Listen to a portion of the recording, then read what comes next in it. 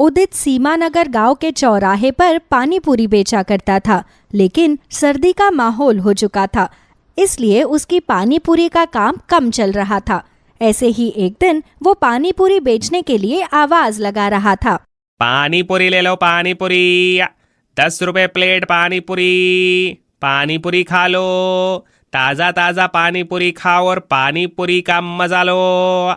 उदित आवाज लगाकर थक जाता है, पर कोई नहीं आता और इस तरह अब सुबह से शाम तक उसके ठेले पर कोई भी ग्राहक पानी पूरी खाने के लिए नहीं आता।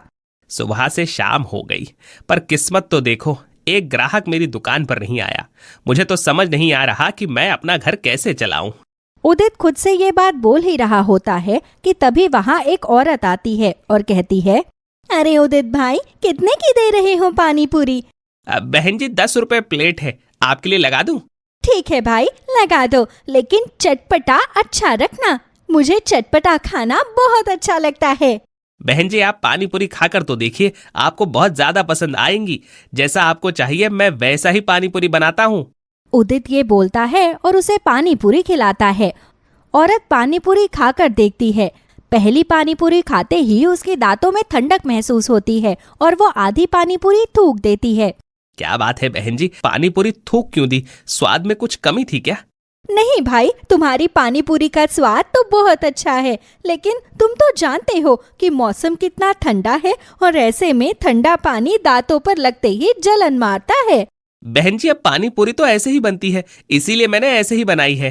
तुम चिंता मत करो भाई, मैं तुम्हें तुम्हारी पानी पूरी के प्लेट के 10 रुपए दे दूंगी, पर मुझसे एक से ज्यादा नहीं खाई जाएगी। मेरे दांत ठंडी चीज बर्दाश्त नहीं कर पाते। कोई बात नहीं बहन जी, जब आपने पानी पूरी खाई ही नहीं तो आप मुझे किस चीज के पैसे देंगी? मुझे कोई पैसे नहीं चाहिए, मैं जो भी कमाता हूँ मेहनत का कमाता हूँ। उदित इतना बोलकर उसे जाने के लिए कह देता है और वो वहाँ से चली जाती है। सुबह से शाम तक उदित की जैसे तैसे 3 से 4 प्लेट पानी पूरी ही बिकती है और वो पैसे लेकर घर आ जाता है और वो पैसे वो अपनी बीवी के हाथ में रखता है। अजी, इन पैसों से क्या होगा?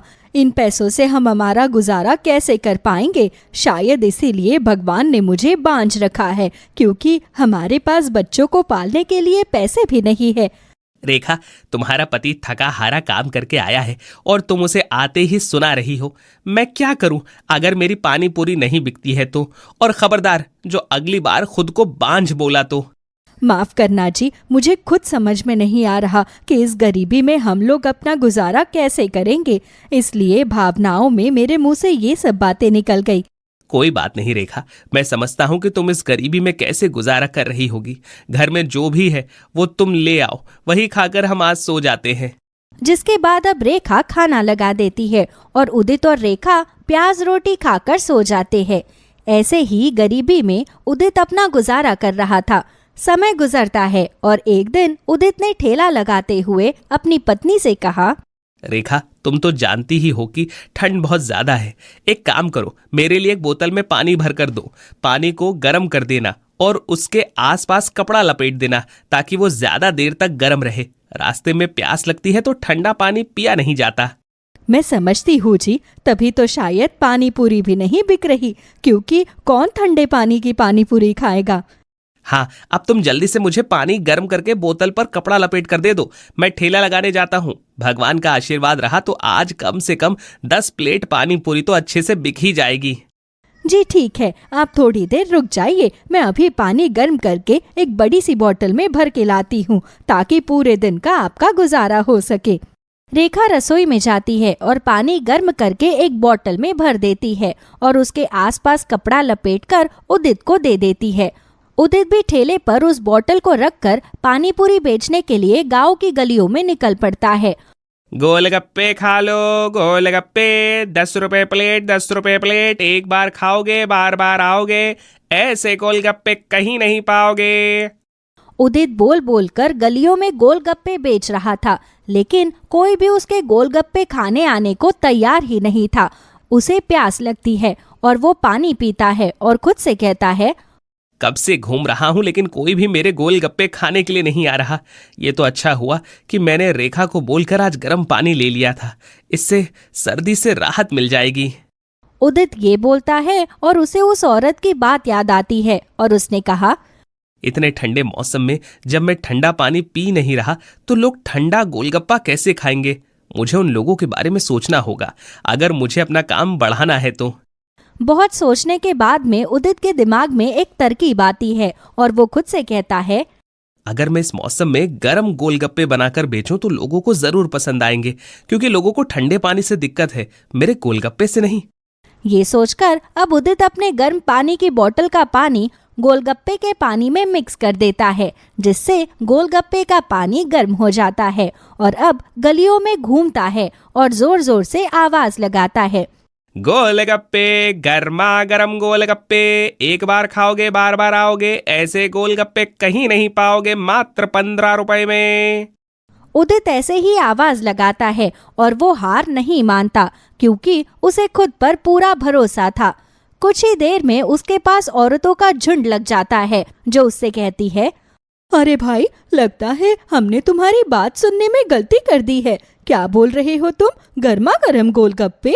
अगर हमें सुनने में गलती होती तो इतने सारे लोगों ने एक साथ कैसे सुना होता?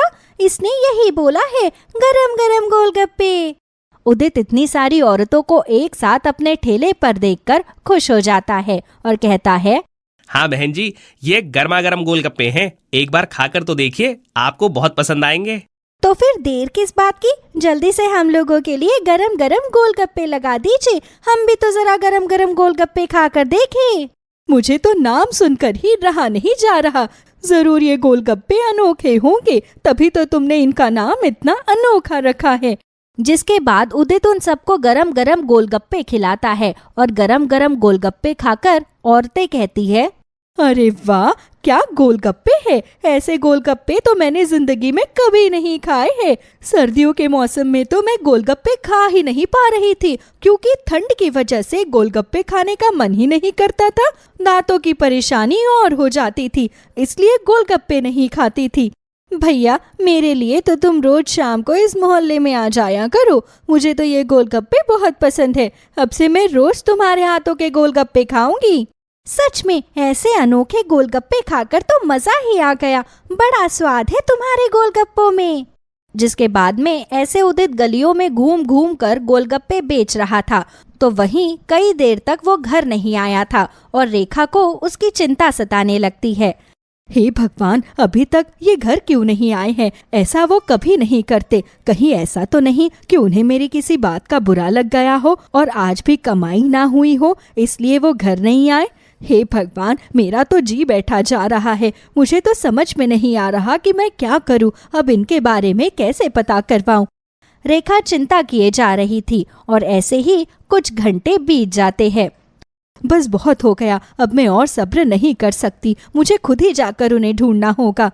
अब रेखा उदित को ढूंढने के लिए गांव में निकल जाती है, तो उसे उदित अपने ठेले पर ही खड़ा हुआ मिलता है और उसके आसपास गोलगप्पे खाने वालों की भीड़ लगी हुई थी। अच्छा, तो ये यहाँ हैं और आज इनकी दुकान पर ग्राहक थे, इसलिए ये अभी तक घर नहीं आए और मैं बैठकर इनकी इतनी चिंता कर रही थी। अब रेखा उदित के पास जाती है, तो उदित आवाज लगा रहा था, गोलगप्पे ले लो, गोलगप्पे, या गर्मा गर्म गोलगप्पे बस थोड़े से बचे हैं, जिसको खाने हैं जल्दी आओ, जल्दी खाओ। रेखा भी अपने पति की आवाज सुनकर हैरान हो जाती है, क्योंकि उसे नहीं पता था कि उदित गरम गरम गोलगप्पे बेच रहा है। वो उसके पास जाती है और कहती है, गर्मा गर्म गोलगप्पे, ऐसे भी कोई गोलगप्पे होते हैं क्या भला?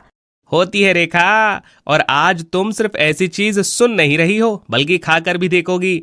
एक बार ये गोलगप्पे खाकर तो देखो। हाँ जी, वैसे तो मुझे गोलगप्पे इतने पसंद नहीं है, क्योंकि मुझे गोलगप्पे खाने की शुरू से आदत नहीं है, लेकिन ये नाम सुनकर खाने का मन बहुत कर रहा है, बड़ा अनोखा नाम है। रेखा, एक बार खाकर देखो, तुम भी मेरे गर्मा गर्म गोलगप्पों की फैन हो जाओगी। जिसके बाद अब उदित रेखा को गरम गरम गोलगप्पे लगाकर दे देता है और गोलगप्पा खाते ही रेखा कहती है, ये गोलगप्पे नहीं है, बल्कि हमारी सोई हुई किस्मत की चाबी है। आपको पता है, गांव के अंदर ये गरम गरम गोलगप्पे बहुत बिकेंगे। मैं भी यही चाहता हूँ रेखा, भगवान करे ऐसा ही हो। जिसके बाद कुछ दिन गुजरते हैं। उदित के गरम गरम गोलगप्पे गांव में खूब बिक रहे थे। हर कोई गोलगप्पे खाने के लिए कतार में खड़ा रहता। कुछ दिनों के बाद में उदित रेखा की आंखों पर पट्टी बांधकर उसे लेकर आता है और कहता है, आज हमारा सपना साकार होने जा रहा है। मैं तुम्हें एक ऐसी जगह लेकर आया हूँ जहाँ जाकर तुम खुश हो जाओगी। पर उस जगह को तो मैं तभी देख पाऊंगी ना जब आप मेरी आंखों से ये पट्टी हटाओगे। हाँ बाबा, रुक जाओ, इंतजार का फल मीठा होता है। अब रेखा की आंखों से जैसे ही उदित पट्टी हटाता है तो सामने उदित की एक बड़ी सी दुकान थी जिस पर लिखा था गरम गरम गोलगप्पे की दुकान। यहाँ पर ठंडा और गर्म दोनों तरह के गोलगप्पे खिलाए जाएंगे। मैं ये क्या देख रही हूँ, आपने गोलगप्पे की दुकान खोल दी। भगवान ने हमारी सोई हुई किस्मत को जगा दिया। ये सब उन इन्फ्लुएंसर्स की वजह से हो पाया है जिसने मेरे ठेले की वीडियो बनाकर अपने YouTube चैनल पर डाल दी और सब लोग गर्मा गर्म गोलगप्पे खाने के लिए आने लगे हैं। ये तो बहुत अच्छी बात है जी। बस यही नहीं, अब तो लोग मुझसे तरह तरह के गोलगप्पों की मांग कर रहे हैं। चॉकलेट वाले गोलगप्पे, पान वाले गोलगप्पे। मैं सोच रहा हूँ कि मैं हर तरह के गोलगप्पों की दुकान खोल लूँ। अजी, फिर आपने इस दुकान का नाम ये क्यों रखा है? आप इस दुकान का कुछ और भी तो नाम रख सकते थे। जब हमारे पास कुछ नहीं था तो इसी गर्मा गर्म गोलगप्पे ने हमारी सोई हुई किस्मत जगाई, इसीलिए उसी के नाम पर मैंने अपनी दुकान का नाम रखा गर्मा गर्म गोलगप्पे।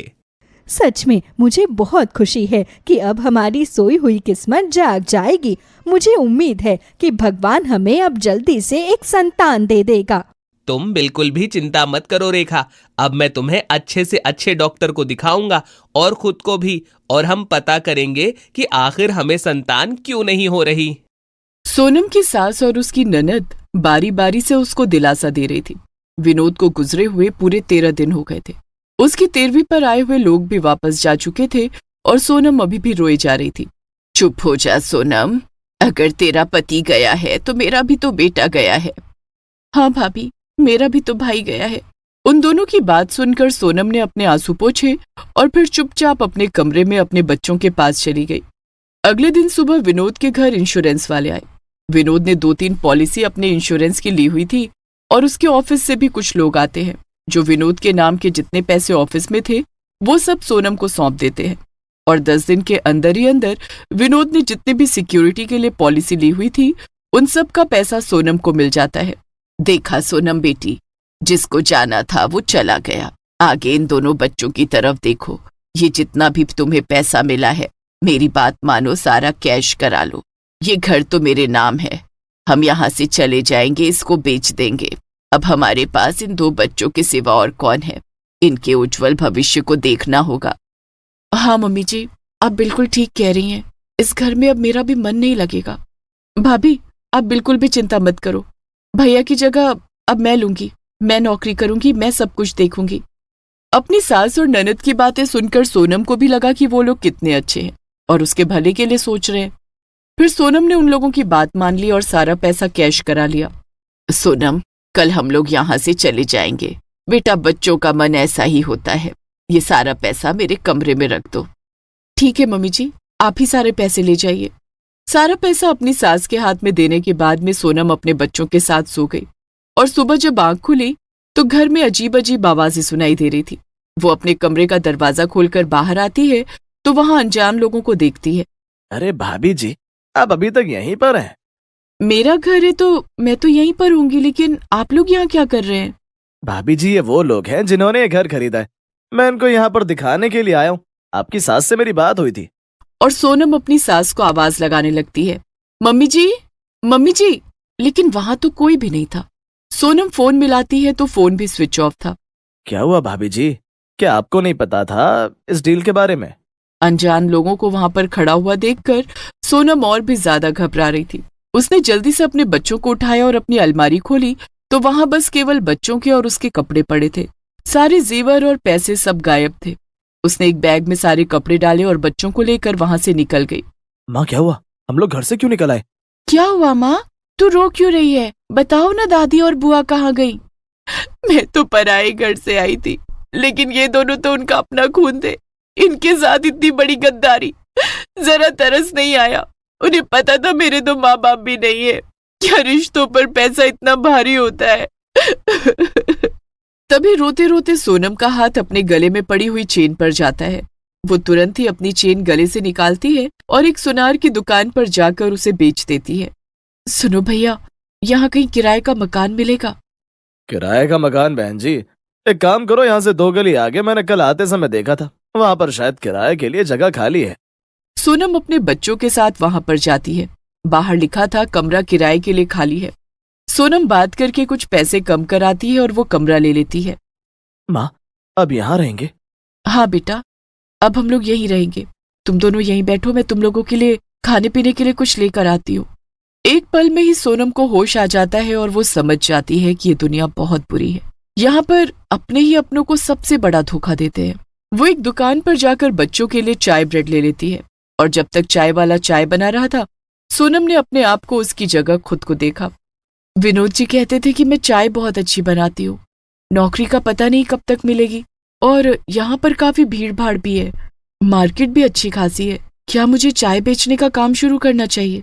हाँ, शायद यही ठीक रहेगा। अगर नौकरी नहीं मिली तो हाथ में ये थोड़ा सा पैसा भी खत्म हो जाएगा और अगर ये काम शुरू करूंगी तो रोज कुछ ना कुछ पैसे तो जरूर मिलेंगे। और घर तक आते आते सोनम मन बना लेती है कि वो अपनी चाय की दुकान खोलेगी। बच्चों को वो सब खिलाने के बाद सोनम फिर बाहर मार्केट में आती है और थोड़ा बहुत सामान रसोई के लिए ले लेती है। फिर वो एक चूल्हा खरीदती है, एक दुकान पर जाकर एक छोटे सिलेंडर का इंतजाम करती है और इन सब कामों में उसे शाम हो जाती है। दोनों बच्चे डरे सहमे उस कमरे में बैठे हुए थे। अपनी माँ को आया देख वो दोनों उसके गले लगकर रोने लगते हैं। माँ तू कहाँ चली गई थी? हमें बहुत डर लग रहा था। बेटा, मैं तो इंतजाम करने के लिए गई थी कि शाम को कुछ बनाकर तुम्हें खिला दूंगी। डर क्यों रहे हो? यहाँ किसी ने तुम्हें कुछ कहा तो नहीं है ना? नहीं माँ, किसी ने कुछ नहीं कहा, बस हमें भी लगा आप भी दादी और बुआ की तरह हमें छोड़कर चली गई हो। ये तुम कैसी बातें कर रहे हो बेटा? भला मैं तुम दोनों को कैसे छोड़ सकती हूँ? चलो डरो मत, थोड़ा थोड़ा पानी पियो, तब तक मैं तुम लोगों के लिए खाने के लिए कुछ बनाती हूँ। फिर सोनम बच्चों को खाना बना कर देती है। अगले दिन सुबह वो सारा सामान लेकर उस बाजार के कोने में चाय बनाने लगती है। वो अपने दोनों बच्चों को भी साथ लेकर आई थी। माँ, क्या तुम यहाँ पर अब चाय बनाया करोगी? हाँ बेटा, मैं यहाँ पर चाय बनाया करूंगी क्योंकि मुझे तुम लोगों को स्कूल भेजना है। बहुत दिन की छुट्टी हो चुकी है, तुम लोगों को पढ़ाना लिखाना भी तो है और कामयाब भी बनते हुए देखना है। माँ, हम तुम्हारे साथ हैं। तभी 2-4 मजदूर वहां पर आते हैं और सोनम से चाय बनाने के लिए कहते हैं। सोनम अच्छे से दूध डालकर उसमें चाय पत्ती, अदरक और इलायची डालकर चाय बनाती है। वो मजदूर जैसे ही पहला घूंट चाय का लेते हैं, उन्हें चाय बहुत ही अच्छी लगती है। चाय तो बहुत बढ़िया थी, सुबह सुबह ऐसी चाय मिल जाए तो पूरा दिन शरीर में फुर्ती रहती है। ये बात तो तुमने बिल्कुल सच कही है, वाकई में चाय तो बहुत ही अच्छी है। सोनम को अच्छा लगता है, वो उन लोगों से पैसे ले लेती है। उसके बाद सोनम बच्चों के स्कूल में फोन करती है और उनकी प्रिंसिपल को सारी बात बता देती है। ये तो बहुत बुरा हुआ, आप चिंता मत कीजिए, आप बच्चों को 4 दिन बाद आराम से स्कूल भेजिए। मैडम, मैं जानती हूँ कि मैं फीस देने में थोड़ी लेट हो जाऊंगी, लेकिन मैं वादा करती हूँ मैं अपने बच्चों की फीस दे दिया करूंगी। बस आप मेरे बच्चों को कभी इस बात की भनक मत लगने देना। ठीक है, आप चिंता मत कीजिए। सोनम फोन रखती है कि तभी वहां पर एक लड़का आता है और सोनम से कहता है, 10 चाय पैक कर दो। बेटा, मैं प्लास्टिक में चाय नहीं डालती हूँ, मैं केतली में चाय डालकर दे रही हूँ। मेरा बेटा तुम्हारे साथ जाएगा, चाय डालने के बाद केतली वापस कर देना। प्लास्टिक की चाय शरीर को नुकसान देती है। फिर वो लड़का चाय और सोनम के बेटे को लेकर वहां से चला जाता है। थोड़ी देर में सोनम का बेटा खाली केतली लेकर वापस आता है और शाम तक सोनम की काफी चाय बिक जाती है। शाम के समय जब वो सारा सामान समेट रही थी कि तभी वहां पर एक आदमी आता है। बहन जी, चाय बड़ी अच्छी थी, मैंने सुबह अपने बेटे को भेजा था यहाँ पर, आपने केतली दी थी। हाँ, याद आया मुझे। मैं एक प्रॉपर्टी डीलर हूँ और पूरा दिन मेरे पास लोग आते जाते रहते हैं। आज के बाद मेरे यहाँ पर चाय सिर्फ आपके यहाँ से आएगी, या तो आप पैसे दिन के हिसाब से ले लेना या हफ्ते में हिसाब कर लेना। ठीक है, मैं इस बारे में सोच कर बताऊंगी। फिर सोनम घर आती है और अपने बच्चों को खाना खिलाकर सुला देती है और पूरे दिन भर में जो भी पैसे उसने कमाए थे उनको गिनकर एक तरफ रख देती है। कल सुबह मैं बच्चों को स्कूल भेजने के लिए तैयारी करूंगी और उसके बाद ही काम पर जाऊंगी। उन दोनों ने क्या सोचा था कि वो हमें इस तरह हालात में छोड़कर चली जाएंगी और हम मर खप जाएंगे। अगले दिन सुबह सोनम अपने बच्चों को तैयार करती है और उन्हें स्कूल छोड़कर आती है। उसके बाद वो सारा सामान लेकर चाय बनाने वाली जगह पर जाती है और चाय बनाने लगती है। कल जो मजदूर आए थे आज उनके साथ और भी मजदूर थे। जैसे जैसे मार्केट शुरू हो रही थी वैसे वैसे सोनम के पास आज चाय के कई ऑर्डर थे। आज शाम को भी वो प्रॉपर्टी डीलर सोनम से पूछता है तो सोनम बच्चों की फीस का सोचकर उसे कहती है कि हफ्ते के हफ्ते पेमेंट कर देना। और फिर सोनम की चाय की दुकान बहुत अच्छी चल पड़ती है। वो हर चीज बड़े अच्छे से नाप तोल कर डालकर चाय बनाती थी। फिर साथ ही साथ उसने वहां पर नमकीन, बिस्किट और छोटा मोटा खाने पीने का सामान भी रखना शुरू कर दिया। समय इसी तरह बीतता जाता है। कई साल बाद माँ, ये देखो मुझे नौकरी मिल गई। और माँ, मेरी पढ़ाई खत्म हो गई है, अब मैं भी नौकरी करूंगी। माँ, बस अब मैंने सोच लिया है, अब तुम काम नहीं करोगी। नहीं नहीं बेटा, ऐसा कैसे हो सकता है? भला मैं काम क्यों नहीं करूंगी? माँ, तुम्हें याद है कि मैं एक गुल्लक में पैसे डालता था? कल मैंने वो गुल्लक फोड़ दी और उसमें से बहुत अच्छे खासे पैसे निकले और 1-2 महीने बाद मैं भी थोड़े पैसे जोड़ लूंगा। माँ, तुम ये काम करना, लेकिन अब मैं चाहता हूँ कि तुम्हारी एक छोटी सी सुंदर सी दुकान हो जाए। इतने सालों की मेहनत के बाद आपको भी तो थोड़ा प्रमोशन मिलना चाहिए ना। ये सुनकर सोनम खुश हो जाती है और अपने बेटे को गले लगा लेती है। फिर 1-2 महीने बाद सोनम एक अच्छी सी दुकान देख लेती है और वहां पर चाय का काम शुरू करती है। सब लोग भी बहुत खुश होते हैं कि सोनम ने आखिर इतने सालों बाद अपनी एक दुकान बना ही ली और अब सोनम अपने बच्चों के साथ खुशहाल जीवन बिताती है। रेखा एक अनाथ आश्रम में काम करती थी। कुछ समय पहले ही उसके पति की मृत्यु हो गई थी। वो 9 माह की गर्भवती थी। इस आश्रम को चलाने वाले गिरधारी लाल बहुत ही अच्छे इंसान थे और उनकी पत्नी सरला भी आश्रम में सब बच्चों का बहुत ख्याल रखती थी। रेखा के बारे में जानकर सरला को बहुत दुख होता है। रेखा, तुम्हारा 9वां महीना चल रहा है, जरा संभल कर काम किया करो। मैंने देखा आज सुबह से तुम सारी जगह पर झाड़ू पोछा किए जा रही हो। यहाँ पर और भी लोग हैं, ये काम वो भी कर सकते हैं, तुम कोई और काम कर लो। अब मैं क्या करूं मैम, मेरे पास कोई और काम है ही नहीं। जब से वो गए हैं तब से इधर उधर मन लगाने की कोशिश करती रहती हूँ और जब से डॉक्टर ने मुझे बोला है कि मेरे जुड़वा बच्चे होंगे तब से मैं और भी टेंशन में हूँ। क्या कहा तुमने? तुम जुड़वा बच्चों की माँ बनने वाली हो, तो इसमें दुखी होने की क्या बात है? अब मैं आपको क्या बताऊं, मैं अकेली जान कैसे 2 बच्चों को रख लूंगी। अगर बेटा बेटी हो गई तो भी ठीक है, अगर दोनों बेटे भी हुए तो भी ठीक है, अगर मेरी दोनों जुड़वा बेटियां हुई तो फिर मैं कैसे संभाल पाऊंगी? 2 लड़कियों के बारे में सोचकर ही मुझे होल आ रहे हैं। इसमें इतनी डरने की क्या बात है रेखा, सब पल जाएंगी। आप नहीं समझोगी मैम, अगर जुड़वा बेटियां हुई तो उनका विवाह भी करना पड़ेगा। तो ठीक है, अगर तुम्हारी जुड़वा बेटियां हुई तो एक बेटी को मैं गोद ले लूंगी। रेखा इस अनाथ आश्रम में 2 साल से काम कर रही थी और सब उसके स्वभाव को बहुत अच्छी तरह जानते थे। वो एक बहुत ही सभ्य महिला थी, ज्यादा पढ़ी लिखी नहीं थी। पति के मरने के बाद से थोड़ी सी परेशान रहने लगी थी। देखते ही देखते रेखा के प्रसव का दिन आ जाता है। जैसा कि रेखा को डर सताए जा रहा था, उसके यहाँ 2 जुड़वा बेटियां जन्म लेती हैं। आपको 2 जुड़वा बेटियां हुई हैं? क्या आपके साथ कोई आया है? तभी सरला अपने पति गिरधारी लाल के साथ वहां आती है। रेखा, मैंने तुमसे वादा किया था कि अगर तुम्हारे यहाँ जुड़वा बेटियां होंगी तो एक बेटी को मैं गोद ले लूंगी। क्या तुम इसके लिए तैयार हो? ये सुनकर रेखा थोड़ी परेशान हो जाती है, लेकिन फिर अपनी दोनों बेटियों के भविष्य को लेकर वो चिंतित हो जाती है और सरला को हाँ बोल देती है। तुम्हारा धन्यवाद रेखा, आज तुम्हारी वजह से मेरी भी झोली भर गई। मैं तुम्हारा जितना भी शुक्रिया अदा करूं वो कम है। आप मेरी एक बेटी ले लो, उसे अभी मैंने देखा तक नहीं है। अगर मैंने उसे देख लिया तो मैं उसे दे नहीं पाऊंगी, इसलिए आप अभी जाकर सारी कानूनी कार्रवाई करके उस बेटी को ले लो।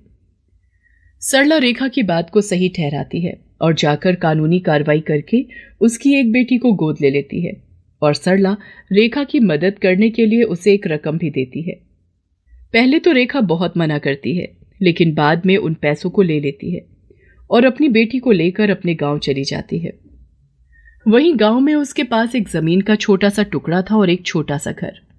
जिस घर को बड़ा करने का सपना देखने के लिए वो दोनों पति पत्नी शहर आए थे और यहीं से रेखा की दोनों बेटियों की किस्मत एकदम से बदल जाती है। रेखा अपनी बेटी का नाम विभा रखती है और सरला अपनी बेटी का नाम आभा। सरला अपनी बेटी आभा के लिए सारी खुशियां खरीद कर ले आती है। क्या चीज नहीं थी जो आभा के कमरे में नहीं थी? सुंदर सा पालना, बहुत सारे खिलौने, सुंदर सुंदर कपड़े, मखमल का बिस्तर। वो किसी राजकुमारी की तरह लग रही थी। और उधर रेखा अपनी बेटी को लेकर गांव आ जाती है। तो गांव में वो उसके लिए एक चद्दर का पालना बनाती है।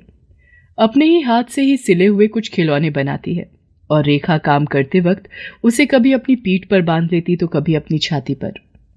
वो अपनी छोटी सी जमीन पर सब्जियां उगाती और उन्हें ही बेचकर अपना गुजारा करती। देखते ही देखते 6 साल भी हो जाते हैं और दोनों बच्चे स्कूल जाने के लिए तैयार हो जाती हैं। सुनो जी, आभा का कल पहला दिन है स्कूल जाने का। मैं तो ये सोच रही हूँ कि ये 4-5 घंटे मैं उसके बिना कैसे बिताऊंगी। इतने सालों में मैंने उसे एक बार भी अपने से दूर नहीं किया। तुम बहुत अच्छी माँ हो। किसी पराई लड़की को इतना प्यार दिया है कि सगी माँ भी न दे पाती। आज तो आपने ये बात कह दी, लेकिन आइंदा कभी भी ये बात कहकर मेरा दिल मत दुखाना। आभा मेरी ही बेटी है। तभी आभा भागते भागते वहां आती है और अपनी माँ के गले लग जाती है। मम्मी जी, आप कौन सी बोतल ले आई हो? मैंने कहा था ना मुझे पिंक कलर की बोतल चाहिए और आप मेरे लिए ब्लू ले आई हो। आई एम सॉरी बेटा, चलो तुम तैयार हो जाओ, मैं तुम्हें अभी पिंक कलर की बोतल दिलाकर लाती हूँ। सरला आभा को बोतल दिलाने के लिए जाती है और उधर गांव में, अरे वाह वाह, आपने तो कितना सुंदर रंग बिरंगा मेरा बस्ता तैयार कर दिया। स्कूल में तो सब बच्चे फिर मेरा ही बस्ता देखेंगे। मेरी प्यारी गुड़िया, देख मैंने तेरे लिए ये बोतल भी तैयार की है। रेखा एक खाली पानी की बोतल पर सुंदर सी नक्काशी करके उसे पीने की बोतल बनाकर विभा को दे देती है और वो दोनों चीजों को पाकर बहुत खुश हो जाती है। दोनों बच्चियां अलग अलग जगह पर स्कूल जाना शुरू कर देती हैं। स्कूल जाते हुए अभी कुछ ही समय होता है कि रेखा, तुम्हारी बेटी तो पढ़ाई में बहुत होशियार है। कोई भी चीज एक ही बारी में याद कर लेती है। ऐसा लगता है जैसे कि तुम्हारी बेटी विलक्षण बुद्धि की पैदा हुई है। वो तो मैं नहीं जानती टीचर जी, लेकिन जब मैं इसको किताब पढ़ाती थी तो ये सब कुछ याद करके जल्दी जल्दी ही मुझे सुना देती थी। सच में विभा बहुत ही होशियार बच्ची है। उधर आभा के लिए भी टीचर यही बोलती है, जिसे सुनकर सरला बहुत खुश हो जाती है और देखते ही देखते दोनों बच्चियां 12वीं की कक्षा पास कर लेती हैं। एक तरफ आभा बहुत अमीरी में जीवन गुजार रही थी, जहां उसे किसी भी चीज की कमी नहीं होती थी। वहीं विभा एक एक चीज के लिए तरसती रहती थी, लेकिन कभी भी रेखा से किसी भी चीज की फरमाइश नहीं करती थी। स्कूल की तरफ से विभा को स्कॉलरशिप मिलती है। रेखा, विभा ने तो हमारे स्कूल का ही नहीं पूरे जिले का नाम रोशन कर दिया। इस पर भगवान की असीम कृपा है। सरकार की तरफ से विभा को स्कॉलरशिप मिली है और जो एंट्रेंस टेस्ट इसने दिया था उसमें तो ये अव्वल रही है। इसलिए तुम इसका भविष्य खराब मत करो। इस गांव में रहकर इसको लेकर तुरंत शहर चले जाओ। वहां के एडमिशन की सारी प्रक्रिया पूरी हो जाएगी। इस काम में मैं तुम्हारी मदद करूंगी। और किस्मत वापस रेखा को शहर ले आती है। उसे अपनी दूसरी बेटी की बहुत याद आती है। एक बारी रेखा सोचती है कि अनाथ आश्रम जाकर देखूं, फिर मन कड़ा करके नहीं जाती। विभा का एडमिशन शहर के नामी कॉलेज में हो जाता है। देख विभा, नया शहर है, जरा संभल कर बेटा। यहाँ के तौर तरीके सब तेरे लिए नए हैं। माँ, मैं सब जानती हूँ, आपकी बेटी सब संभाल लेगी। पर माँ, हम यहाँ क्या करेंगे? हमारे पास तो काम भी नहीं है। तेरी प्रिंसिपल ने मुझे काम दिला दिया है एक स्कूल में आया का, वहीं रहने का भी हो जाएगा। तू अपने कॉलेज जा, मैं भी काम पे जाती हूँ। विभा कॉलेज जाती है। इतना बड़ा कॉलेज देखकर उसका मुंह खुला का खुला ही रह जाता है। उसे अंदर जाने में भी डर लग रहा था। तभी वहां एक लड़की आती है और विभा से, हे, ये तुम क्या पहन कर आई हो? ये बाल कैसे बना लिया आज?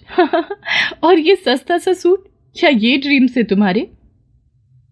आप मुझे ऐसे क्यों बोल रही हो? और क्या बुराई है मेरे कपड़ों में? ऐसा बोलकर विभा वहां से चली जाती है और वो लड़की उसे ही देखे जा रही थी। तभी पीछे से आभा आकर उसके सिर पर मारती है। तू यहां है और मैं तुझे गेट के पास देख रही थी। ओए सुन, तू इतनी जल्दी कपड़े बदल कर कैसे आ गई? भांग खा ली है क्या? मैं यही पहन कर आई हूं। तुझे यकीन नहीं होगा, अभी बिल्कुल तेरे जैसी लड़की देखी मैंने। चल पागल हो गई है तू, मैं अकेली ही खुद जैसी हूं। पता किया कहाँ है हमारी क्लास? फिर वो दोनों अपनी क्लास में जाते हैं। वहां विभा पहले से ही क्लास में होती है। जब दोनों एक दूसरे को देखती हैं तो देखती ही रह जाती हैं। देखा, मैं इसी की बातें कर रही थी। ऐसा कैसे हो सकता है? ये तो दिखने में ही इतनी गरीब लग रही है। नहीं नहीं, ऐसा नहीं हो सकता। अरे, ये तो बिल्कुल मेरे जैसी है। तभी टीचर आ जाती है। तुम दोनों बहनें हो? दोनों एक साथ बोलती हैं। नहीं, पर दोनों को देखकर सब यही कह रहे थे कि ये सगी बहनें लग रही हैं। कॉलेज के बाद दोनों घर जाती हैं। मम्मी, मेरी क्लास में एक लड़की आई है, बिल्कुल मेरे जैसी। हम दोनों जुड़वा लग रही थी, बस वो किसी आया की बेटी है। ये सुनकर सरला थोड़ी हैरान होती है और सोचती है कि रेखा तो गांव में रहती है, फिर वो लड़की कौन होगी। और वहां विभा, माँ, आज हूबहू मेरे जैसी लड़की मेरी क्लास में मैंने देखी। हे भगवान, कहीं वो मेरी ही बेटी तो नहीं है। अच्छा, क्या नाम है उसका? आभा नाम है, बहुत अमीर है। इतने सुंदर कपड़े पहनकर आई थी, उसके पास खुद की बड़ी सी कार भी थी। उधर सरला, अच्छा, उसकी माँ ही है, बाप नहीं है क्या? हाँ, मैम ने जब सबसे पूछा था तब उसने कहा था कि वो गांव से आई है अपनी माँ के साथ और उसे स्कॉलरशिप मिली है, तभी इतने बड़े कॉलेज में आई है। इसे कहते हैं किस्मत। हाँ, यही किस्मत है, तभी तो इतने सालों बाद तुम दोनों मिल गई। सरला सारी बात गिरधारी लाल को बता देती है। मन छोटा मत करो, रेखा तुमसे आभा को नहीं लेगी। अगर लेना होता तो वो बहुत पहले ही ले लेती। तुम्हें उससे मिलना चाहिए। नहीं नहीं, मैं आभा को नहीं खोना चाहती। संभालो खुद को, दोनों बच्चियों को पता चले, हम खुद उन दोनों को बता देते हैं और मुझे पूरा यकीन है वो दोनों समझ भी जाएंगी। गिरधारी लाल रेखा का पता लगवाता है, उसे और विभा को लेकर घर जाता है, जहां सरला और आभा उनका इंतजार कर रही थी। रेखा सरला को देखकर नमस्कार करती है। सरला भी आभा और विभा दोनों हैरान सी खड़ी थी। तब गिरधारी लाल दोनों बच्चियों को सब सच बता देता है। रेखा आभा को गले लगा लेती है। मैम, आभा आपकी ही बेटी है, मेरी तो बस विभा है। आपने उसे अपनी बेटी की तरह पाला है। आभा, तुम भी इन्हें दिल से मानती हो। और बेटा, मैं और विभा को आदत है इस लाइफ की, तुम नहीं रह पाओगी। और फिर सरला जी से अच्छी माँ तुम्हें नहीं मिलने वाली थी।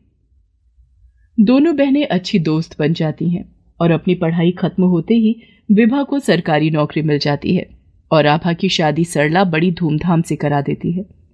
और वहीं विभा अपनी माँ रेखा को बहुत खुश रखती है और अपने ही विभाग के एक लड़के से उसकी शादी हो जाती है। गिरधारी लाल रेखा को अनाथ आश्रम संभालने को देता है, जिससे सरला और रेखा साथ रहें और बेटियां भी। प्रीति अपनी कुछ सहेलियों के साथ गली में खेल रही होती है। तभी उसकी सहेली के घर आई उसकी बुआ की लड़की उसे बोलती है, कितनी सांवली लड़की है ये, तुम सबके बीच में अलग से ही चमक रही है। ऐसे मत बोल, बुरा मान जाएगी। इसमें बुरा मानने वाली कौन सी बात है? अगर वो सांवली है तो सांवली है ही ना। अपने आसपास की लड़कियों की ऐसी बातें सुनकर प्रीति के मन में कभी कभी ये विचार आता कि वो इतनी सांवली क्यों है। धीरे धीरे प्रीति की शादी की उम्र हो जाती है। उसके घर वाले उसके लिए लड़का देखने लगते हैं। प्रीति, सुनो, इधर आओ। कल तुम्हें देखने के लिए एक लड़का आ रहा है, इसलिए तुम एक काम करो, ये उपटन मैंने तुम्हारे लिए बनाया है, इसे लगाकर थोड़ी देर बाद चेहरा धो लेना, तुम्हारा सांवलापन थोड़ा कम दिखाई देगा। ये कैसी बातें कर रही हो माँ? तुम मेरी माँ होकर भी मुझे मेरे सांवले रंग का ताना दे रही हो? ताना नहीं दे रही हूं, बस ये कह रही हूं कि सांवला रंग थोड़ा कम हो जाएगा। कोई भी सबसे पहले आपके चेहरे को ही देखता है, गुण संस्कार बाद में आते हैं। प्रीति कुछ नहीं कहती। माँ के हाथ से उपटन लेकर वो अपने कमरे में चली जाती है। तभी प्रीति के पापा घर आ जाते हैं और उसकी माँ को बोलते हैं, तुमने प्रीति को बता दिया ना कि कल उसे देखने वाले आ रहे हैं? अगर हमारी प्रीति का रंग थोड़ा साफ होता तो अभी तक उसकी शादी हो जाती। मैं तो थक गया हूं। अब हर हफ्ते कोई न कोई प्रीति को देखने आता है और रिजेक्ट करके चला जाता है। बस कल जो आ रहे हैं माता रानी कृपा करे वो प्रीति को पसंद कर ले। प्रीति अपने सांवले रंग को लेकर फिर दुखी हो जाती है। उसे रोज रोज इस तरह लोगों के सामने चाय पानी ले जाना अच्छा नहीं लग रहा था। मेरे सांवलेपन को लेकर सभी मुझे कोसते रहते हैं। क्या सांवला रंग इतना बुरा होता है? होता ही होगा, तभी तो माँ मुझे किसी भी शादी फंक्शन में नहीं लेकर जाती। अगले दिन प्रीति को देखने वाले आते हैं और वो भी प्रीति को रिजेक्ट करके चले जाते हैं। प्रीति को बहुत बुरा लगता है, पर अब किया भी क्या जा सकता था। आज भी लड़के वाले ना करके चले गए। मुझे तो समझ नहीं आता कि इस रंग का इतना इशू क्यों बना लेते हैं लोग। 1 महीने तक प्रीति को देखने कोई नहीं आता।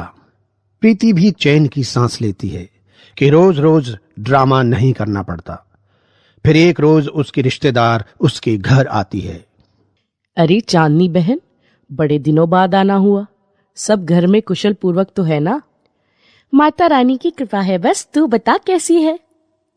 सब ठीक ही है चांदनी, अब क्या बताऊं। क्या हुआ, तेरा मुंह क्यों लटका हुआ है? सुन चांदनी, तेरी तो बहुत जगह जान पहचान है। तू कोई रिश्ता बताना हमारी प्रीति के लिए। तुझसे झूठ नहीं कहूंगी, रिश्ते तो बहुत आते हैं, पर उसके सांवले रंग की वजह से मना हो जाते हैं। अच्छा, तो तू इस वजह से परेशान है? चल फिक्र मत कर, मेरी नजर में एक रिश्ता है। मैं उन लोगों से बात करती हूँ, फिर तुझे बताऊंगी। चांदनी नाश्ता पानी करके चली जाती है। दूसरे दिन वो फोन करके प्रीति की माँ को बोलती है। हेलो बहन, कैसी हो? हेलो, हाँ मैं ठीक हूँ चांदनी। तूने बात करी उन लोगों से?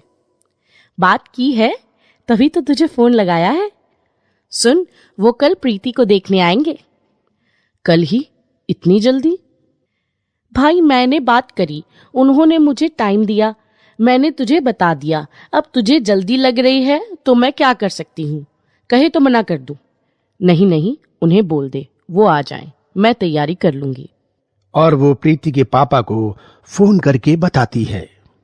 सुनो जी, कल प्रीति को देखने वाले आ रहे हैं। आप कुछ मिठाइयाँ और नमकीन लेते आना। कौन है, कुछ पता किया तूने? चांदनी ने रिश्ता बताया है, जो तुमसे सामान मंगवाया है, बस वो लेकर घर आ जाना। अगले दिन प्रीति को देखने वाले घर आते हैं। लड़के का नाम समीर होता है और उसके साथ में उसकी माँ और पापा आए होते हैं। प्रीति सबके लिए चाय लेकर आती है। जैसे वो चाय कप में डालती है, समीर को प्रीति एक नजर में ही बहुत अच्छी लगती है। पर समीर की माँ, देखो बहन जी, बुरा नहीं मानना, पर आपकी लड़की कुछ ज्यादा सांवली नहीं है। बहन जी, ये तो भगवान की लीला होती है, वरना हमारी प्रीति में किसी चीज की कोई कमी नहीं है। बहुत ही समझदार और सुगढ़ है, और पढ़ाई में तो हमेशा से ही अव्वल रही है। तभी समीर अपनी माँ के कान में कुछ कहता है। ठीक है बहन जी, हम आपको घर जाकर बताते हैं। और वो सब लोग वहां से चले जाते हैं। माँ, माना कि प्रीति सांवली है, लेकिन मुझे वो लड़की अच्छी लगी। उसके चेहरे पर एक सच्चाई थी, वो देखकर मुझे बहुत अच्छा लगा माँ, और मैं इसी लड़की से शादी करना चाहता हूँ बस। समीर सही कह रहा है, मुझे भी लड़की बहुत अच्छी लगी वैसे। पर सब रिश्तेदार क्या कहेंगे? एक लौता लड़का है और उसके लिए भी इतनी सांवली लड़की ढूंढी। माँ, उसको मेरे साथ सारी जिंदगी रहना है और मुझे उसके साथ। रिश्तेदार कहां से आ गए बीच में? आप बस उन लोगों को हाँ कह दो, मैं शादी करूंगा तो प्रीति से ही करूंगा बस। बेटे की बात सुनकर उसकी माँ क्या कर सकती थी। वो शाम को फोन करके प्रीति की माँ को बोलती है। हेलो बहन जी, मिठाई बंटवाओ, मेरे बेटे को आपकी बेटी बहुत अच्छी लगी। जल्दी ही शादी की तारीख निकालकर आपसे बात करूंगी। फिर जल्दी ही शहनाई बजती है और प्रीति और समीर की शादी हो जाती है। प्रीति, तुम बहुत सुंदर लग रही हो। समीर, एक बात पूछूं, आप बताएंगे? हाँ प्रीति, देखो तुम्हें पूछने की जरूरत नहीं, मैं जानता हूं कि तुम क्या पूछने वाली हो। कहो तो मैं बता दूं कि मैंने तुम्हें इसलिए पसंद किया क्योंकि तुम बहुत ही सादा हो और मुझे तुम्हारी सादगी पसंद आई। ये सुनकर प्रीति बहुत खुश होती है और अगले दिन अब पड़ोसन आकर मुंह दिखाई की रस्म करेगी। मेरे को तो बड़ी शर्म आ रही है। कितनी सांवली बहू पसंद करी है, सभी ताने मारेंगी। कैसी बात कर रही हो? तुम रस्म की तैयारी करो, जो जो बोलता है उसे बोलने दो। पड़ोसन आकर प्रीति को देखती है और दबे दबे शब्दों में समीर की पसंद पर हंसती है और बातें करती है। एक दो तो प्रीति के मुंह पर ही बोल देती हैं। क्या हुआ समीर की माँ, तू क्या बहू अंधेरे में देखने गई थी? अरे बहू पसंद करते समय ये भी देखते हैं कि आगे आने वाले बच्चे किस रंग के पैदा होंगे। अब मैं क्या करूं बहन, आजकल के बच्चे अपने माँ बाप की सुनते ही कहाँ हैं। ये तो समीर की पसंद है। मुंह दिखाई की रस्म के बाद सब चले जाते हैं। तब प्रीति के सामने ही उफ, कितनी बेइज्जती महसूस हो रही है मुझे। और प्रीति, जरा सा क्रीम पाउडर ज्यादा नहीं लगा सकती थी? चल जा, हो गई रस्म, अब जाकर बैठ अपने कमरे में। नई नवेली प्रीति अपने रंग की वजह से फिर शर्मिंदा होती है और रोने लगती है। तभी समीर आता है। ओहो, तो मोहतरमा जी यहाँ बैठकर रो रही हैं। आपको भी शर्म आएगी ना अपने दोस्तों से मिलवाते हुए मुझे। देखो, तुम्हें मैंने पसंद किया है तो तुम्हें किसी की भी सवाल का जवाब देने की कोई जरूरत नहीं है। तुम मेरे दिल को बहुत सुंदर लगती हो, समझी तुम? अब जल्दी से ये आंसू पोंछो, क्योंकि मैं कभी भी तुम्हारी आंखों में आंसू नहीं देखना चाहता। और इसी तरह दिन बीतने लगते हैं। प्रीति की सास सांवलेपन के ताने देती रहती है। ये कैसी चाय बनाई है तुमने, बिल्कुल अपने रंग जैसी। कभी कभी कहती थी, इधर उधर मेरे सामने इस तरह मत घूमा कर, तुझे देखकर ही मेरे दिल में खौफ हो जाता है। और कई बार ये बातें समीर भी सुन लेता है, पर वो अपनी माँ का स्वभाव जानता था, इसलिए वो उनसे बहस नहीं करना चाहता था। एक रात अचानक बारिश आती है और सुबह के टाइम समीर की माँ बाहर गार्डन में सफाई करने जाती है और तभी बहुत तेज फिसल जाती है। हाय रे मैया, मेरी तो कमर टूट गई। समीर भाग के जाता है और अपनी माँ को उठाता है और फिर गाड़ी में बिठाकर हॉस्पिटल लेकर जाता है। प्रीति और उसका पापा भी साथ में होता है। डॉक्टर देखने के बाद बोलते हैं कि इनके पैर में फ्रैक्चर आया है, तो अभी 2-3 दिन हॉस्पिटल में ही रुकेंगी। पापा जी, आप और समीर घर चले जाओ, मम्मी की देखभाल मैं कर लूंगी। नहीं नहीं बहू, तुम घर जाओ, मैं यहां रुक सकता हूं। नहीं पापा, प्रीति सही कह रही है, ये केबिन लेडीज का है, उसी का रुकना ठीक रहेगा। मिलने वाले टाइम पर हम आ जाएंगे और प्रीति, किसी भी चीज की जरूरत हो मुझे फोन कर देना, मैं तुरंत आ जाऊंगा। ठीक है, मैं मम्मी जी को देख लेती हूँ। प्रीति 2 दिन हॉस्पिटल में रहकर अपनी सास की बहुत सेवा करती है। ये देख के उसकी सास भी शर्मिंदा होती है। अगले दिन समीर अपनी माँ को लेकर घर आ जाता है। घर आकर भी प्रीति अपने सास की बहुत सेवा करती है और एक ही हफ्ते में वो धीरे धीरे चलने लगती है। और उसी दिन शाम को, प्रीति बेटा इधर आ, मैं अपने व्यवहार के लिए बहुत शर्मिंदा हूँ तुझसे। मैंने हमेशा तेरे रंग को बहुत ताने दिए, पर तूने जिस तरह से मेरी सेवा की है, मैं जान गई हूँ कि गोरा काला कुछ नहीं होता। सबसे अच्छा होता है अच्छे दिल का होना, जो कि तुम्हारे अंदर है। समीर ये बातें सुन लेता है और अपनी माँ के पास जाकर बैठ जाता है। मैं मम्मी जी के लिए सूप बनाकर लाती हूँ और आपके लिए चाय। प्रीति के जाने के बाद समीर की माँ उससे कहती है, बेटा मुझे तुझसे कुछ कहना है। हाँ माँ, बोलो ना। मुझे तुम्हारी पसंद पर नाज है। मैंने प्रीति को बहुत भला बुरा कहा, लेकिन उस लड़की ने आज तक कभी मुझे पलटकर जवाब नहीं दिया। मैं सब जानता हूँ माँ, मैंने भी कई बार आपको उसको ताने देते हुए सुना है, पर तुम यकीन नहीं करोगी कि प्रीति ने आज तक मुझे कभी भी आपके बारे में कुछ नहीं कहा। प्रीति, मुझे माफ कर दो। मेरा रवैया तुम्हारे साथ सही नहीं था, पर आज मैं जान गई हूं कि तुम बहुत अच्छी लड़की हो और मुझे बहुत खुशी है कि तुम मेरी बहू हो। और उसके बाद सब लोग खुशी खुशी रहने लगते हैं।